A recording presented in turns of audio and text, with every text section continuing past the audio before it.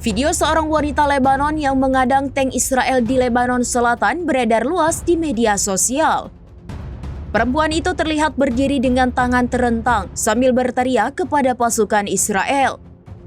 Meski militer rezim Zionis terus meluncurkan tembakan ke arahnya, wanita tersebut tak goyah. Dikutip dari News Arab pada Kamis 17 Juli 2025, identitas wanita tersebut diketahui bernama Zahra Al-Kobeisi. Diakui Zahra saat itu dirinya tengah dalam perjalanan menuju rumah. Begitu tank-tank pendudukan melihat pergerakannya, militer Israel langsung meluncurkan tembakan. Mereka juga meminta Zahra untuk mundur. Bukannya takut, Zahra lantas berjalan ke arah militer Israel tanpa takut dan mengangkat lambang kemenangan. Ia menambahkan bahwa tentara keluar dari kendaraan dan mengelilinginya.